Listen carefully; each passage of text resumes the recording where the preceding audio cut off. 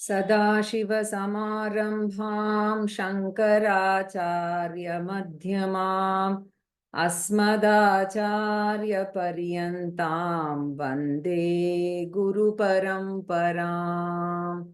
ॐ परं वरिष्ठं ब्रह्मिष्ठं परमानन्दरूपिणं परमार्थानन्दयतिं सद्गुरुं प्रणतोऽस्म्यहम्।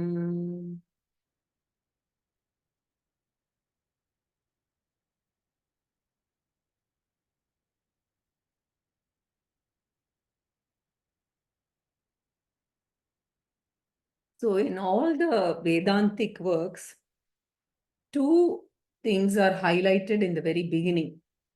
First is that the spiritual seeker invariably approaches a guru. You will see this in almost, whether it is Upanishad or whether it is Prakarana Grantha, most places you will see the structure. A spiritual seeker invariably approaches a guru, and it is called Upasadanam, and this is always highlighted. Second is the seeker knows what to ask from the guru. Always he asks, "Hey Guru, please teach me." So that expression, "please teach me," is very, very important. So in the Upanishad, the word often used is adhihi. Adhihi, dhi, second bha. Adhihi literally means you relearn what you have learnt aloud so that I can also get the knowledge. Basically, you loudly recollect what you have learned before so that I can also get the knowledge. So in short, adhihi means adhyapaya. Adhihi bhagavo brahmeti. We saw in Taittiriya Upanishad in Bhriguvalli. Some of you who attended the class may remember. And then in Kaivalya Upanishad, adhihi bhagavo brahma vidyam varishtham. In Kaivalya Upanishad also we saw, we had those classes.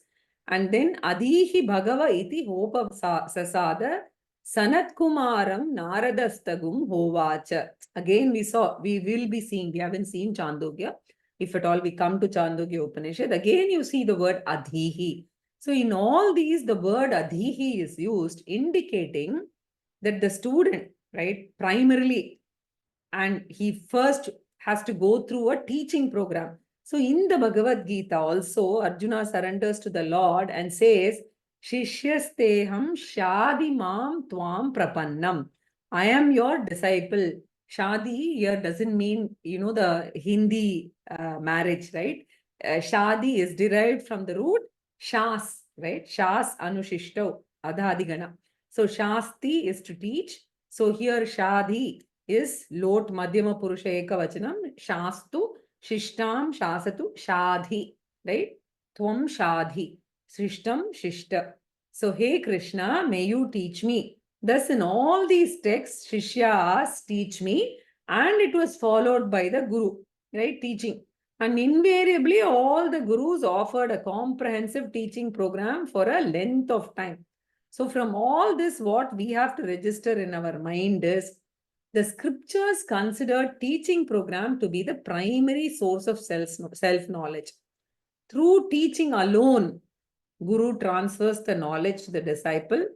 And actually in this Arsha Vidya Parampara, right, we have where the Dayananda Swamiji, he always apparently used the word Guru, and he always said teaching, class, right? He'll say, come to the class. Then he'll say teacher. No, Katha Kalakshepam or any of these things, right? It is teaching, proper teaching. So Swamiji used to say the Guru's grace is only in the form of teaching, not by, Nayana Diksha or placing the hand on the head or any of these. Doesn't work. So scriptures consider teaching as the primary source of knowledge. Unfortunately, what is happening now, if you see all around you, is lot of other shortcuts are used and other methods are highlighted, right? Meditation, etc., without the primary teaching, right? So Guru's teaching becomes the pramanam, and that alone can generate knowledge in the mind of the student. And once the teaching comes, right, to the center stage, then the fourfold requirements becomes important, right, for the student. So the student should have good listening skills. The 4 Ds of the student, right? We saw that, and they will help. And especially in Shamadhi Shatka Sampatti, Shamaha, Damaha, Uparamaha, Samadhanam. These 4 contribute to the listening skill.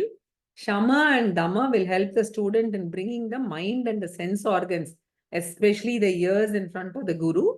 Uparama will give the student an unpreoccupied mind for listening. That means what? 100% of the mind is available. Mind is brought to the class. Mind is made 100% available for the teaching, and Samadhanam will help the student in focusing his mind on the teaching. So thus the student with the qualification does the listening, right? So, and the other 2 out of Shamadhi Shatka Sampatti, just so that we are reminded of it, is Shraddha and Titiksha. Right? Titiksha is endurance and Shraddha is roughly faith in the scriptures.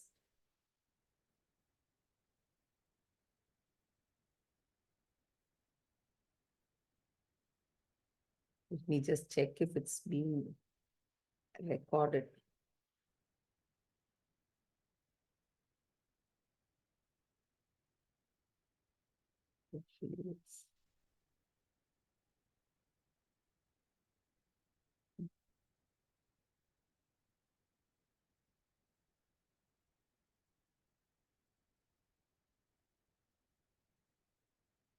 Okay.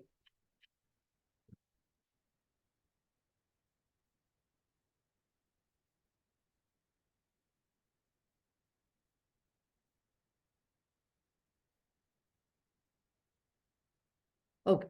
So we were seeing this verse in the last class, which is verse 18, Ukta Sadhana Sampannaha.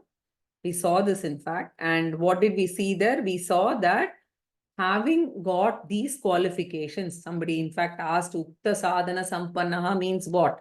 Having acquired these qualifications, at least in moderate amount, right? To some extent, through the course of, Karma Yoga, Upasana Yoga, then you come to this teaching, right?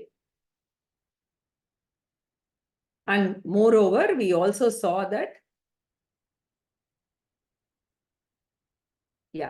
Tattva Jignasuhu Atmanaha, and because he is exposed to Jnana Yoga also, scriptural study also, this person has got not only the qualification, because during Karma Yoga, Upasana Yoga, he would have, been in the religious field, right? So he would have got exposure to what is Jnana Yoga, etc. And he knows that I have to gain self-knowledge, right? So there is a 3-stage internal conversion, which I explained in the last class, which is from being a seeker of liberation, mumukshu, to a seeker of knowledge, which is jignasu, then to a shushrushaha, right? Which is the most important one. That is, I need to listen and study. And I also need to do service to the guru, right? So, seeker of scriptural knowledge by studying under a guru. So, mumukshu to jignasu to shushrushu, this internal conversion is very, very important. Otherwise, I will continue to be groping in the darkness, wondering what I should do, right? So, all the 3 stages, that conversion has to take place, right? So, after this, he should upaside gurum pragnyam. And I said here, we should not get confused. This pragnyam is not pragnyaha or anything that we saw in the Tattva Bodha, right? It is not that. Here it is just a wise guru, right? So the service to the teacher is, we use the term shushrusha, and the secondary meaning, basically primary meaning is to absorb the teaching from the teacher. The secondary meaning is service.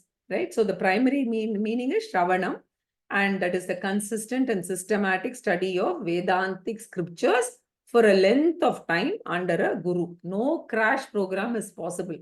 And this is actually the biggest problem that especially I think teachers like me would face, because in this running world, right, of the corporate world, the speed, right, at which we are running, everybody wants to, like kind of learn Vedanta in 10 days or learn Vedanta in maybe a TED talk, which is 20 minutes. That's the kind of, what do you say, we've been brainwashed and we've gotten into that kind of thinking that we need 20 minutes and beyond that, our concentration span is a problem, etc. So, This is completely opposite to what, Vedanta requires.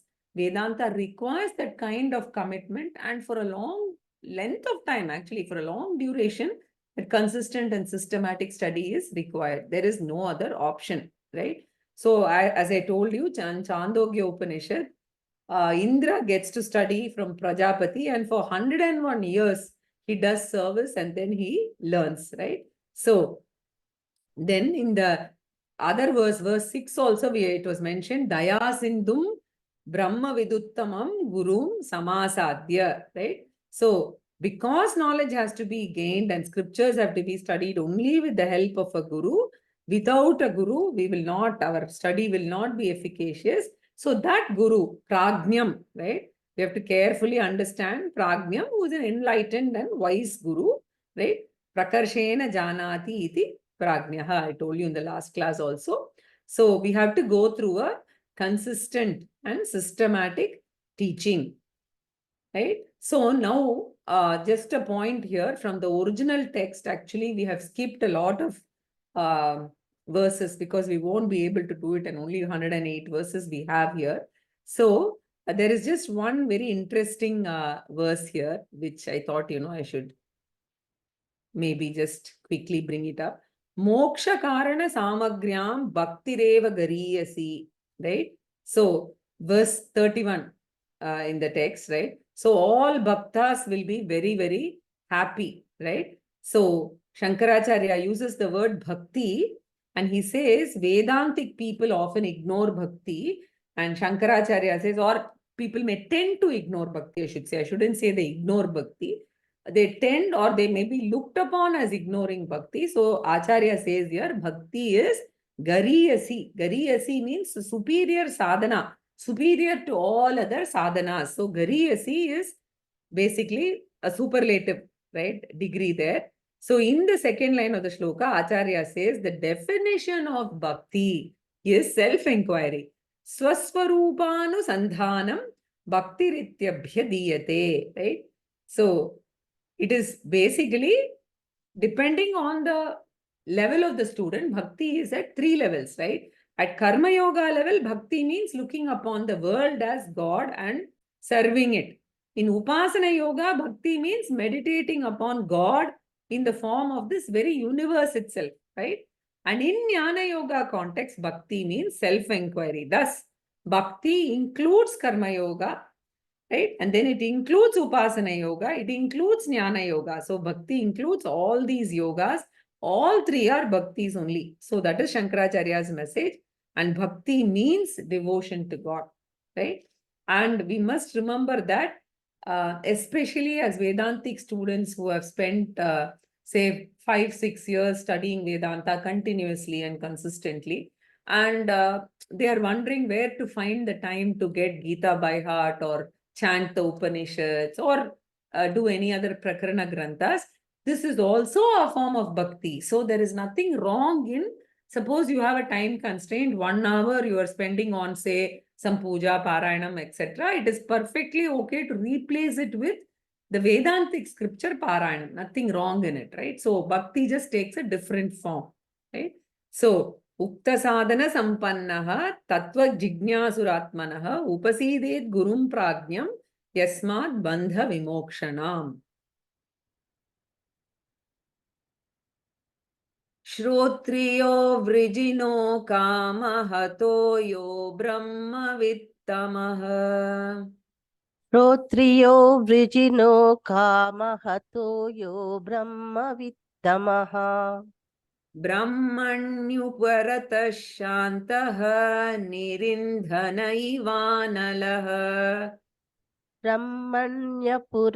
ब्रह्मण्युपरतः शान्तः निरिन्धन इवानलः अहेतुकदया सिन्धुः बन्धुरानमतां सताम् अहेतुकदया सिन्धुः बन्धुरानमतां सताम्.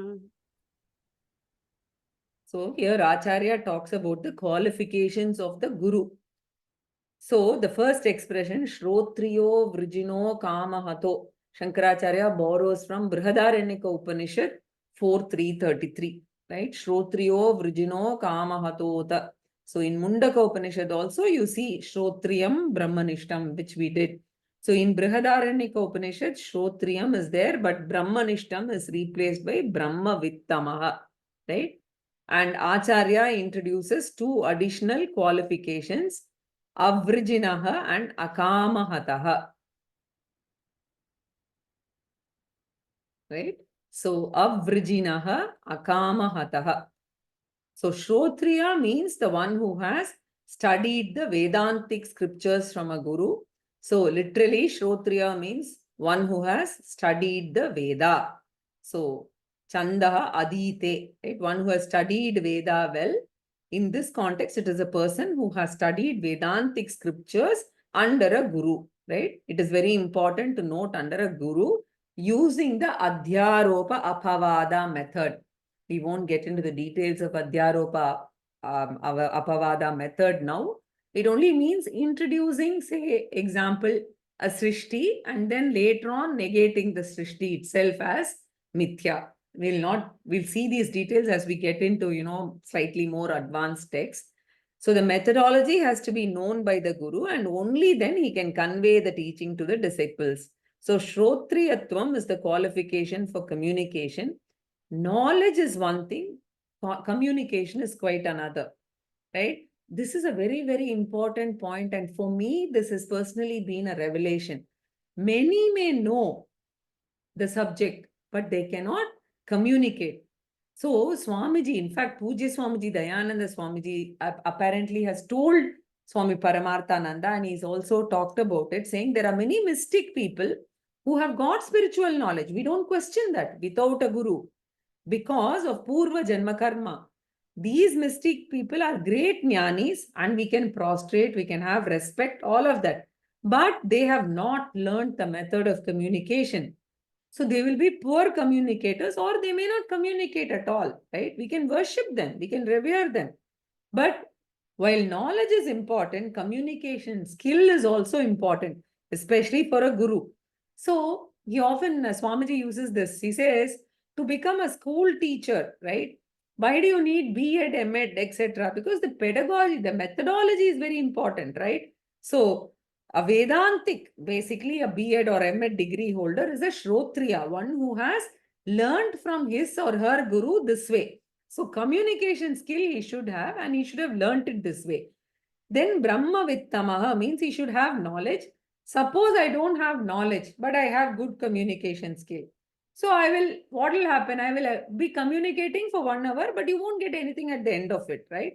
So communication skill without knowledge is also dangerous, right? So people will say class was fantastic. At the end of it, there will be nothing, right?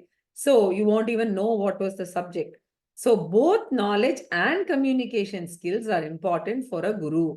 So Kalidasa, he says in one of his works, very interesting, in Malavikagni Mitra, Shrishta kriya kasyachidatma samstha sankrantiranyasya vishesha yukta yasyobhayam sadhusa shikshakanam duripratishta paitavya eva. So he says some people can perform particular tasks very well. Some other people can teach very well but may not be able to perform the task that well. So if a person can do both, then he must be treated as the best of the teachers, right? So only that person who has got both knowledge and communication skill will be able to teach. Therefore, the guru must be a Shrotriya Brahma Vittamaha, right? So the next qualification is Avrijinaha.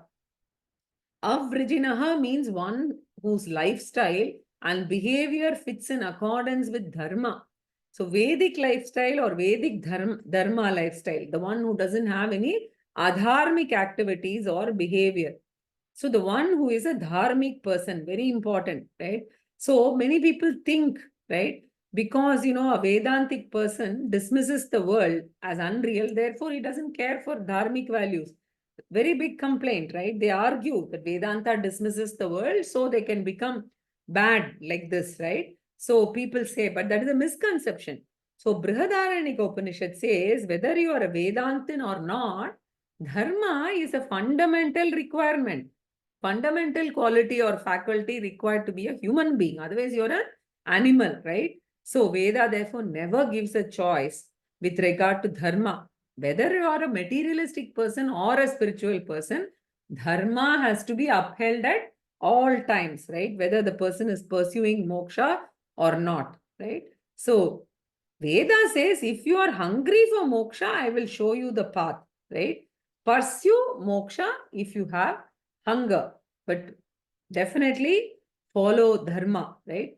So while moksha can be optional, dharma cannot be optional. It is compulsory. So if you want to pursue moksha in this janma, please. Otherwise, next janma. There's no hurry. So thus Vedantic pursuit is conditional, dharmic pursuit, dharma pursuit is unconditional. So if we are human beings, right, even if I'm the greatest jnani, I have to follow dharma. A very important message of the Veda. Therefore, the guru has to be dharmic, avrijinaha. Vrijinam means papam or adharma. So avrijinaha means dharmic. But generally what happens is the jnani is spontaneously dharmic because as a sadhaka in karma yoga and upasana yoga, he has diligently followed a dharmic way of life and he has continued that during the jnana yoga also. So it becomes a second nature. So he's like getting up in the morning without an alarm clock, right? So he cannot do any adharmic activities at all. So therefore, Avrijanaha is a dharmic guru, and then akama hataha. Kamaha means worldly desires, right? So even moksha is a desire, right? So hataha means one who is disturbed or overwhelmed or disturbed by kama is kama hataha. So akamahataha means one who is not battered by these desires. So jnani might have some desire to serve the world, share the knowledge, right? Even if he has to desire to study more, we don't say jnani will not have any desire, but he doesn't have binding desires. He's not overpowered by the desires, right? So non-binding desires. So his desires are not born out of ignorance, but they are born out of, it is not because of incompleteness or anything, right? He has some non-binding desires because he is naturally inclined towards, say, learning the scriptures, etc. Right? So, and Swamiji gives a very beautiful example of a jnani state of mind. He says, you take a 5-day cricket match series and you imagine that we've already won the series by winning the first 3 matches, right? Always he gives this example. So what will be the mindset of the person when the person is going, when the team is going in for the 4th match, right? There will be no pressure because whether the team wins or not, they've already won the series. So like that is a jnani's mindset. We have won the series, we have won the match of the life and life is fulfilled, right? So we work with fulfillment and not for fulfillment, right? So hereafter, after that, I may do something, right? Some of them may be successful, some of them may not be, but nothing makes a dent in my purnatvam, right? So this is akamahataha is not having any worldly desires, right? And he's not using any of his teachings for that purpose. Then Brahmavittamaha, so Akamahataha and Brahmavittamaha. Then Brahmani Uparataha Shantaha. So when we say he knows Brahman, it means his knowledge of Brahman is unique. He does not know Brahman as an object in the creation. The ultimate teaching is that Brahman happens to be you. Therefore, his knowledge of Brahman is I am Brahman. So in this knowledge, the difference between Jivatma and Paramatma, the individual self, is dissolved. Basically, Aikyam, right? I am Brahman and I ever will be Brahman. Iti jnanena, with this clear knowledge, right? So he will behave as though he is a jiva for the worldly transactions, but he knows all the time that I am Brahman. Therefore, he is Shantaha, ever calm, unperturbed, right? So even in the morning, right, as we get up, the mind becomes restless, etc. For a jnani, that restlessness is not there, right? Restlessness is not there because he has no unfulfilled desires. He is Shantaha, ever relaxed, right? And an example is given. Nirindhanaha iva analaha, right? So it is a fire without fuel. See, for instance, if you see that Homakunda, right? The fuel, normally they will add ghee. If you notice before the Purnahuti, if the embers have come down and it is just staying quiet, then they will add ghee, right? And then that Homa fire will leap up. So suppose you stop adding fuel, it will subside, right? Nirindhana means without any added fuel. If you don't add ghee, etc. So the embers of the fire will be very calm without leaping flames, right? So that smoldering embers is like the mind of a jnani without leaping flames, without burning desires. And the word for fire is analaha, na vidyate alam yasya saha, right? So that which will ask for more and more, right, is the opposite of this. Here, that is analaha. Analaha is na vidyate alam. That means it is not satisfied with any amount, that he keep on asking for more and more. That is analaha, right, which is Agni. For a jnani, that desire-ridden mind has become full and complete through knowledge. Therefore, Shantaha. There is no apurnatvam. Ahetuka daya sindhuhu. He has motiveless compassion towards the student. He understands the intensity of samsara that the Shishya is undergoing and the Shishya has discovered within himself. Therefore, the samsara suffering in the disciple, the Acharya is able to empathize with. He has a natural sympathy without any expectations. Therefore, ahetuka daya sindhuhu. We already saw daya sindhuhu in verse 6. So he's an ocean of compassion, willing to help the student without expecting anything in return. No fees, no conditions, nothing. And satam anamatam bandhuhu, right? So literally means a relative, bandhuhu. In this context, it means one who helps, a helping person, basically. So we generally expect relatives to help, right? So hitakari, hitakarta. So this jnani is a helper of everyone, anamatam, of all those people who seek help from others. But seeking is required. Jnani will always be willing to help. And if others are not interested in taking his help, he may not do. But the first condition is the other person must be willing to take help. Therefore, a jnani is one who's ready to help all people who come to him seeking help. So, anamatam means those who surrender, right? So, and shishyanam, this is basically Shashti Bahuvachanam, anamatam, shishyanam, and satam.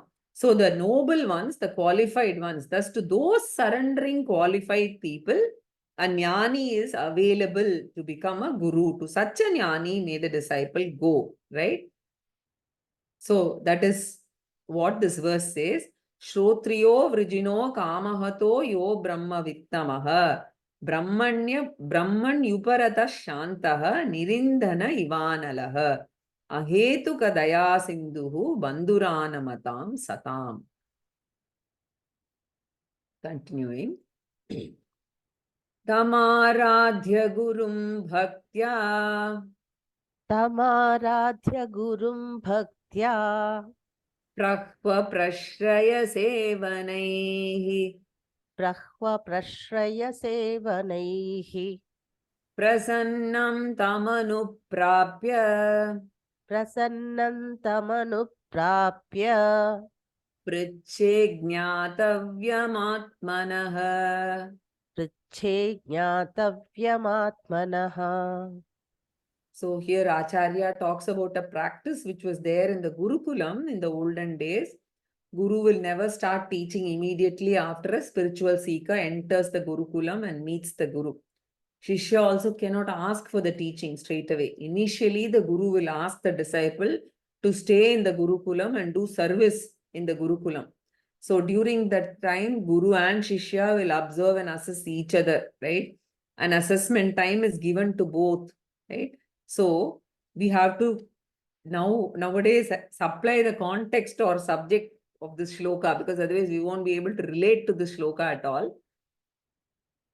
So, Saha Jignasuhu, the seeker, basically, Gurum Bhaktya Aradhya, should respect, revere, and respect the Guru, right? Basically, respect the Guru, right? And then, because the Guru represents the Shastra which has come from the God, the sacred Shastram, which is the only source of self-knowledge, that such a Guru must be revered. And that Shastram is there in the Guru. Guru represents or embodies the Shastram. right? Therefore, tam aradhya, worship that guru. This worship will help in not only developing shraddha, bhakti also, and also makes the student humble. See, this is one problem that we have, right? In the field of science, maths, and whatever other materialistic worlds, we are so used to, getting ranks, getting promoted, all of that, right? So it builds to a lot of intellectual, I would say, ego or arrogance, right? And that's a worst obstacle for a Vedantic student. So students have an intellect to think well and ask genuine questions, not questions just to, just on the brink of, wondering whether we really have Shraddha in the scriptures. We shouldn't do that, right? Genuine questions are okay, right? There should be no intellectual arrogance. That arrogance will go by offering this namaskara to the Guru and Shastra, the Guru Parampara. Therefore, Gurum Tam Aradhya, worship him, Bhaktya with reverence, right? Because he is my only savior from samsara. And how should the student express his devotion to the Guru? Through three things. Prahva Prashraya Sevanaihi. Prahva is bending forward to express reverence. We can take it as a namaskara, bending the body forward as an expression of reverence. You can then Prashrayaha means respectful, modest behavior, right? The body language, the vocal language. In fact, I have another Sahachatri who serves Swamiji, and I have observed while sometimes I feel bad that I'm not able to follow as much, he will never turn his back towards Swamiji. He will go straight and he will retrace his paths just by walking backwards. And as soon as he enters, he will first do Shashtanga Namaskara. Then again, as he leaves, he will do Shashtanga Namaskara and leaves. He will never ever miss this. And during Corona, I remember there were just two of us or three of us doing the recording of Swamiji's classes. And I would be more focused on the camera and the other things. And, there was other person who's looking at the audio recordings. But whatever it is, right? This particular person used to first go and do the Shashtanga Namaskaram, then only start the other work and also on the reverse. And we always do that. Before we start the class, we do a Namaskaram, praying to the Guru Parampara and to the book and the teaching, because we are going to be studying that. And I understand, in fact, I haven't gone through this, I'm waiting for this. The Brahma Sutra classes that happen in person, they have certain number of pradakshanas and namaskaras that they do before they even start the class, right? So that reverence and physically showing that reverence used to be very, very important and still being followed by a lot of people, right? So being polite, being courteous, having a respectful behavior, right? So then third one is Sevanam, variety of services to the Guru or to the ashramam as the Guru may desire. So Prahva Prashraya Sevanaihi. Through all these Aradhya, the student should worship the teacher, right? Aradhe. Then Prasannam Tam Anuprapya. The Guru will be pleased with the character of the disciple. He will also know that the student is a sincere spiritual seeker. And for him, Vedanta is not a hobby or a time pass, right? And he is very serious. The student will know that, right? And in fact, there are people in the Arsha Vidya Gurukulam who have left their career, everything, and they spent 3 years, right? Taking Vividisha Sannyasa, which means just to learn and go on this scriptural learning journey. They all take this sannyasa and stay 3 years in the ashram, right? So the only goal is what? The Shastra Patanam. So every guru worships his guru by sharing this teaching, right? So it is the worship of the Lord of Shastra. It is the Nididhyasanam for the guru, right? So it is this teaching is a Nididhyasanam for the guru. So a guru is always happy with a sincere, qualified student who approaches him or her, because every time this teaching is being done, the preparation and the presentation and the talk, so that is a Nididhyasanam for the Guru also in a way, right? So in Kathopanishad, Yamadharma Raja tells Nachiketa, may I have more students like you, Prasannam. So the Guru is very pleased with the disciple, Tam Anuprapya. So the Shishya should after a few days or weeks or months or after a few years, right? So in Prashnopanishad, the Guru Pippalada tells his students, Samvatsaram samvatsyata yatha kamam prashnan pritchata yadi vignasyamaha sarvam bhavo vakshyami iti.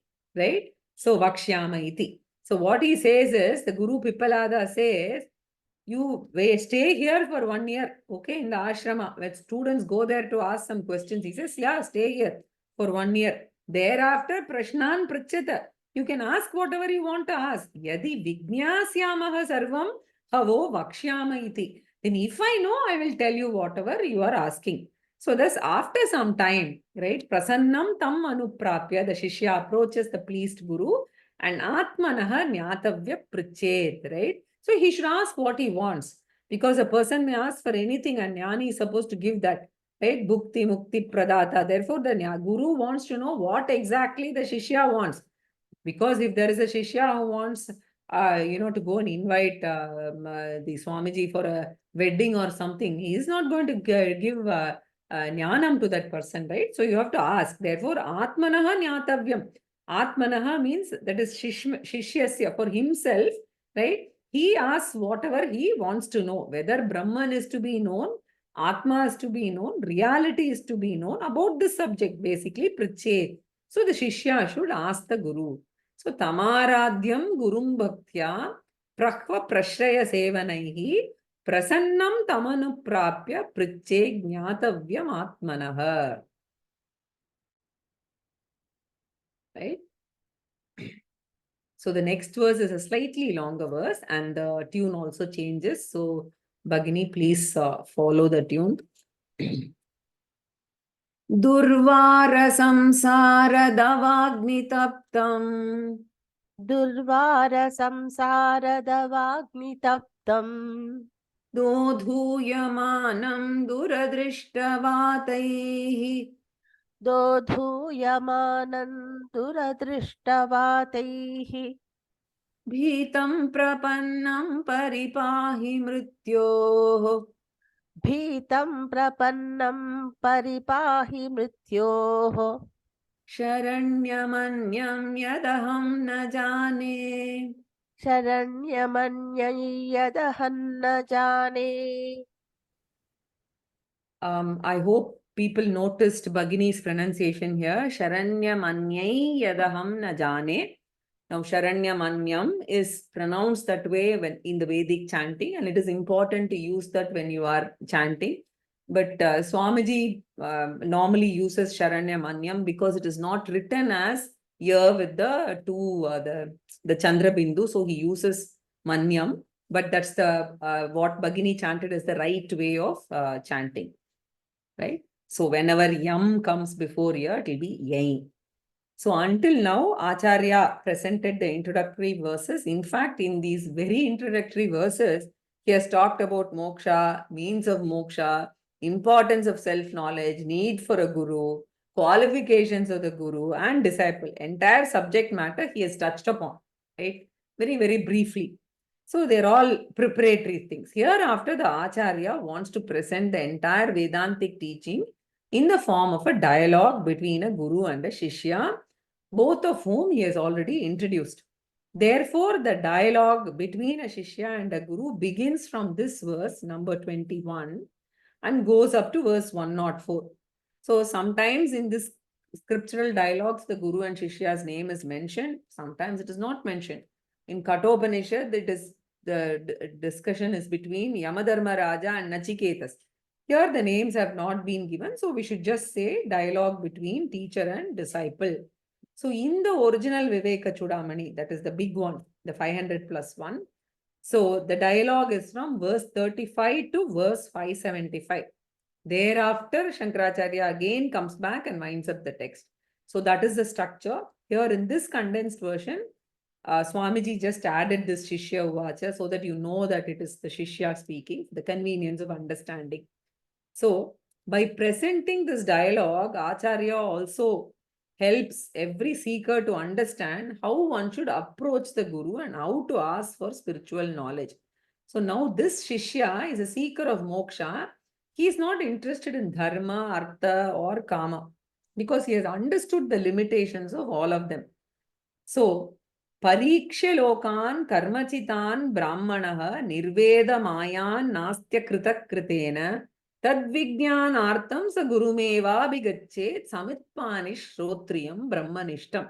In Mundaka Upanishad, we saw in 1-2-12, having examined the worlds which are achieved through karma, a brahmana, that is a person who is qualified for this teaching, should come to dispassion, and the unproduced moksha, right, is not possible through karma. That is what is said here, right?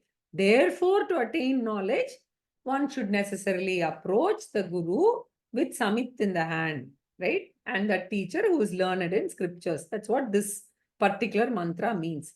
So here he has understood that all those three purusharthas, dharma, artha, and kama, won't help him. Any amount of punyam that I may earn through my puja, japa, pilgrimage, etc., it is all dharma, right? And punya is dharma, artha and kama, all of them are limited in their purpose, and therefore they cannot remove my mortality. So the greatest samsara is mortality, and because we are always afraid of our death, or afraid more about the death of a near and dear one, right? So whenever we refer to the fear, what do we say?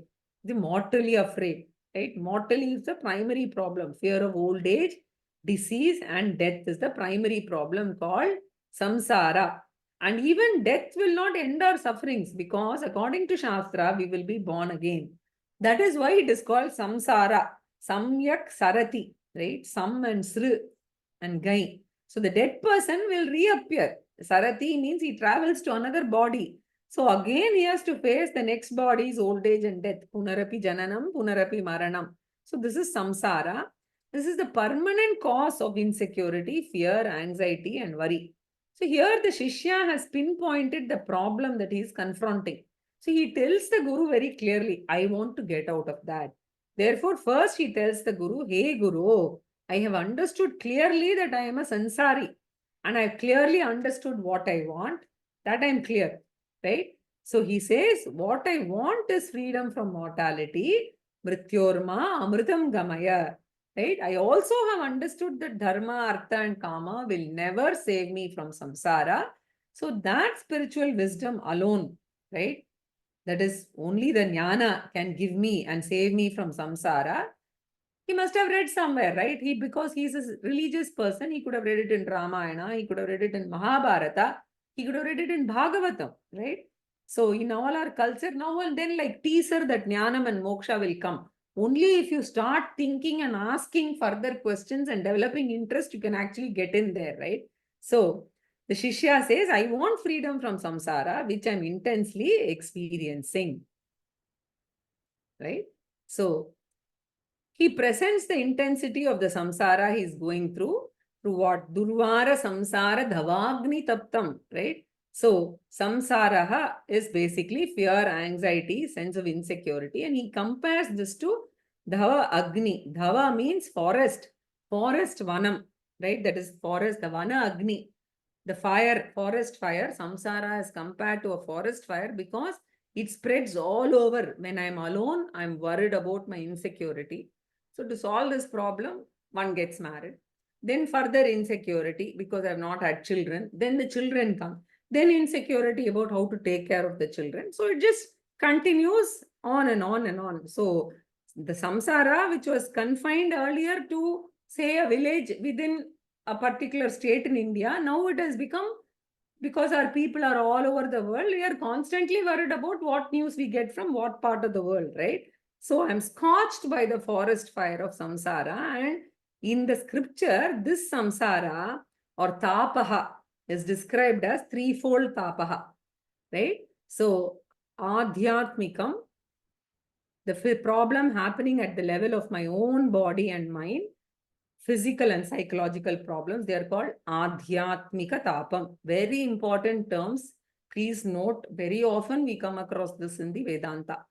Adi bhautika, right? Bhautika means bhuta nimitta, means caused by other people around me, family members, neighbors, other living beings, all our viruses, everything is covered here, right? They are adi bhautika. Then Adi Daivika, or all the natural calamities like rain, cyclone, earthquake, all of those natural forces are called Devata in our culture. So because we symbolize them as various deities. So through this Trivida Tapam, right? Adhyatmikam, Adi Bhautikam, and Adi Daivikam. Tapatrayam, three forms. Trivida Tapam, I become terribly insecure, disturbed, and I'm suffering samsara intensely. So scorched, burnt. So Durvara means that which cannot be easily removed by any method. So in this case, except through self-knowledge. So Durvaram, Dukkena Varayitum Shakyam. Very difficult to remove. The remedy is very difficult, right? So Dhodhuya Manam. I am tossed about all over the world. In fact, many people, right? You have to travel here and there during, when we saw that when the coronavirus hit, how people got stuck in various places and they didn't know what to do. We saw a lot of issues in all over all the countries, whether it was a developing country, or a poor country, everybody was equally affected, right? So the problems are so much tossed about in the world. Dodhuyamanam, duradrishta vataihi, by the strong winds of my own karma. So adrishtam here means prarabdha karma, and duradrishtam means bad prarabdha karma, papa prarabdha karma. Right? Good karma, obviously, you're going to be happy, right? So the Dura Adishtam is compared to the wind. And by the wind of my karma, I am tossed about all over. And problems after problems comes. And therefore, what? Bhitam. All the time feeling insecure, right? So a small phone call comes, you get scared and you shake because you imagine a lot of things, right? So prapannam paripahi mrityoho. I have surrendered at your feet, right? Prapannam paripahi mrityoho, right? I am entrusting myself. Prapannam means sharanagatam. So bhitam prapannam mam paripahi. May you completely save me, rescue me from this samsara fear, and let me ever feel secure. So abhayam pratishtam vindate. The Upanishad talks about this abhayam, right? Moksha is no anxiety about the future. I'm ready for any future, right? So the eternal readiness for facing the future without anxiety or fear is moksha. Therefore, give me that moksha, paripahi, right? Parakshane. That's the dhatu there, to protect. So pahi, right? Tvam. Tvam is understood. You save me from mrityoho, from the kala tattvam, from death, right? Because kala alone is responsible for old age, disease, and death, right? And they are all caused by the time principle. And moksha is timelessness, or transcending time is moksha. So trapped in time is samsara. Therefore, may you save me from kala or time, right? So please save me from time or death. Sharanyam anyam yadaham na jane. And please don't ask me to go to someone else. Don't say you're busy. I don't have any other source or savior, right? And this is a savior who saves us through consistent and systematic teaching. And if any other person offers to save through any other method, it won't work, right? No touching head or anything, only through systematic teaching, as I said, right? So the only way is through consistent and systematic teaching. So therefore, Sharanyam means savior, shelter. Anyam, no other shelter. Aham na jane, I will not take, I don't know. It is total surrender unto you. So Durvara Samsara Davagni Taptam Dhoduyamanam Duradrishtavataihi Bhitam Prapannam Paripahi Mrityoho Sharanyamanyam Yadaham na Jane.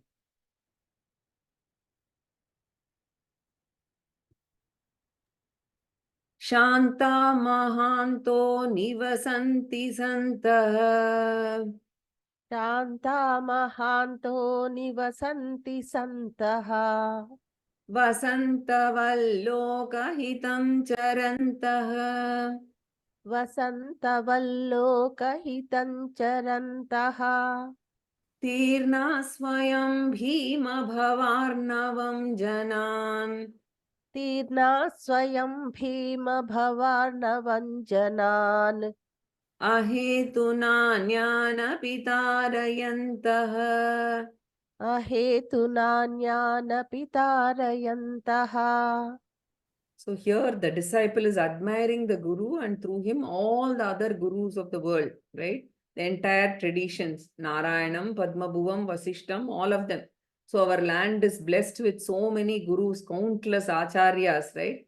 So basically the whole Bharata Desha has so many acharyas for the spiritual seekers. Therefore, all those gurus this Shishya is admiring, adoring through this verse. So who are these venerable gurus? Shantaha, Mahantaha, Santaha, Nivasanti, right? So these great acharyas, Mahan means big, right? Big, great in mind, in knowledge, Santaha, Jnanis, noble people, great, noble Jnanis, Nivasanti, live in this holy land, ever ready and ever available to give this knowledge, right? And for no cost, just because it is a precious knowledge, they are not going to exploit, right? And Santaha, the embodiment of peace and joy. So, first benefit of self-knowledge is peace and joy. So, they are all embodiments of peace and joy, right? So, and in Kathopanishad, in two of the mantras, you see this Tesham Sukham Shashwatam Netaresham and Tesham Shantish Shashwati Netaresham, right? So, they basically enjoy lasting peace, right? So, that is what is said in the Kathopanishad. So that is what is being borrowed here also. So Tesham Shantihi Shashwati Netaresham, they've got permanent peace. Therefore, here Shantaha means they are the embodiment of peace and joy, even when the conditions of the world are not so conducive, right? Whether we go through difficult times or good times. There will always be samashti prarabdha karma, which will act, right? Now we are definitely much better off than what we were a few years back when we were hit by corona and we didn't even have a vaccine. Therefore, Shantaha, they are the embodiment of peace and they are great and noble, Mahantaha. So, Lokahitam Charantaha. So, with moksha, they have attained all the goals of life, moksha being infinite. So, in Gita, you may recall this verse in the second chapter. Yavan artha udapane sarvata samplutodake tavan sarveshu vedeshu brahmanasya vijanataha. Right? So, he's ever fulfilled. Right? So, moksha basically includes dharma, artha, kama, everything. Therefore, for the rest of his life, the jnani, he is so fulfilled that he is available for the lokahitam, for the world. Right? He has completed his task. There is nothing. He is not working for anything else for his own self. Right? So he is available for lokahitam. And once he has got jnanam and moksha, he is free to do whatever he wants. Whether if he is a doctor, he can continue to practice medicine. If he is a teacher, he can continue to teach. If he's an administrator, he can continue to administer, right? So therefore, lokahitam charantaha, they take care of the spiritual well-being of the entire humanity by moving about freely. So charantaha hitam loka. So lokahitam kurvantaha. So lokahitam here means spiritual well-being of the world they take care of. He gives an example, right? Vasantatvat. Vasanta means the spring season. So in our tradition, we give example like summer, winter, rain, that way. So here spring is being given as an example because weather-wise, it is moderate, neither hot nor cold. Of course, in Chennai, we never get to experience multiple seasons. But generally, spring is supposed to be the flowering season with many varieties of flowers and there's a fragrance from the in the breeze, and there are honeybees and butterflies all over. So there's a natural setup. The jnani is like the spring season. So he gives peace and joy to others, and through his teaching, of course, he will give permanent peace and joy. Therefore, Vasantatvat, like the spring season, he gives happiness to all. Then Swayam Tirnaha Bhima Bhava Arnavam. So they themselves have crossed over the ocean of samsara. Right? Bhavaha means samsara, right? It's a state of basically unhealthy, chronic illness. That is bhavaha. So if you actually see, if you observe all the human struggle, we constantly, what we undergo, there's so much pain, right? What actually happens is we are constantly thriving to become someone else or something else. Constant competition. That is what happens through your young age. In fact, before marriage, you want to get married to someone, there's comparison. And then you want to earn so much money. In career, you want to go up so much. So many things you're aspiring. And so it creates a feeling of self-inadequacy, right? So that sense of self-inadequacy is constantly pushing the person. That is samsara, the urge to become someone else's samsara. And this jnani has crossed over that. He's happy as he is. And Arnavaha here means ocean, right? So Bhava Arnavam is basically the ocean of samsara. And what type of samsara Arnavaha? Bhima. It is not one of the Pancha Pandavas here, Bhima, but the frightening one, Bhima, Viveti. From that it comes Bhima. And Bhima Bhava Arnavam. So the scary ocean of samsara, Tirnaha means crossed over. Tirnaha here. Tirnaha meaning crossed over. So Tirnaha, the guru is being now explained, right? What kind of gurus? So this is Tirnaha, the ones who have crossed over the samsara. Tirnaha indicating jnanis. So crossed over the ocean of insecurity. Ahetuna anyan janan api tarayantaha.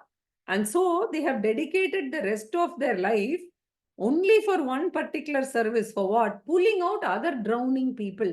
So anyan janan api tarayantaha means helps other people to cross over. Helping them cross over the ocean of samsara.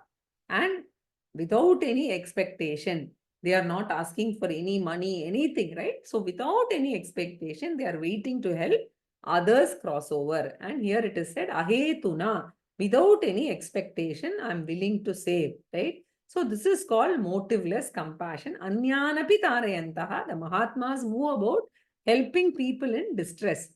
So this Shishya tells the Guru, I have accepted you as my Guru. I request you to save me also from the ocean of samsara. This is the beautiful request of the student. And there are some more poetic verses also. And some of them are not included in this. We'll see if I can, bring in some snippets in the next class. Purnamadah Purnamidam Purnat Purnamudachyate Purnasya Purnamadaya Purnamevavashishyate. Om Shanti Shanti Shanti.